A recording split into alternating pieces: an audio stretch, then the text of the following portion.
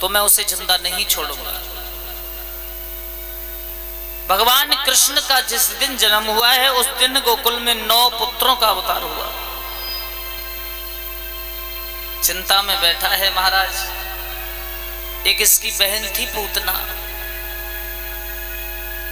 पूतना का मतलब जानते हो? जिसके कोई पुत्र ना हो।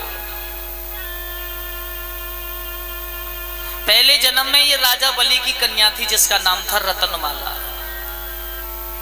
और 3 पग भूमि का दान मांगने जब भगवान राजा बलि के दरवाजे पर पहुंचे,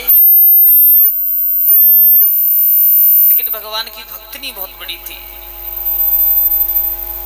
वामन रूप देख करके इतनी मोहित हो गई कि बस यही मन में विचार आया कि अगर इतना छोटा मेरे बालक होता और उसे गोदी में मैं खिलाती, दूध पिलाती तो कितना अच्छा लगता। भगवान ने कहा कोई बात नहीं, ये मस्त जाओ, ऐसा ही होगा। जन्म तो तुम्हारी कोख में नहीं लेंगे लेकिन दूध जरूर पी लेंगे। कंस चिंतित बैठा है, भगवान की उम्र मात्र 3 दिन की है।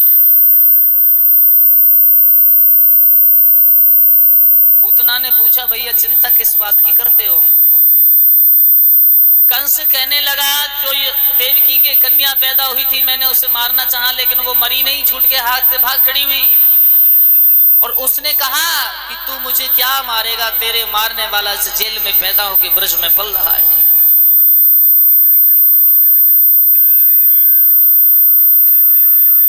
मन में यही सोचा वैन किसी तरह से मेरा काल अगर मर गया तो मैं संसार में अमर हो जाऊंगा। पूतना कहने लगी भैया के प्रति मैं भैया के दुश्मन को नहीं मार सकी तो और करूंगी क्या? 16 श्रृंगार की ये गुजरी बन गई।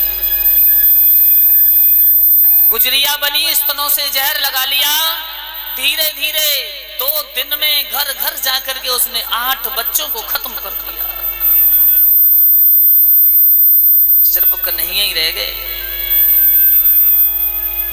और छठे दिन जाकर के यशोदा मैया के आंगन में खड़ी हो गई। ए बहना, इतना सुंदर लल्ला जाए लो और हमें आज तक खबर ना पठाई।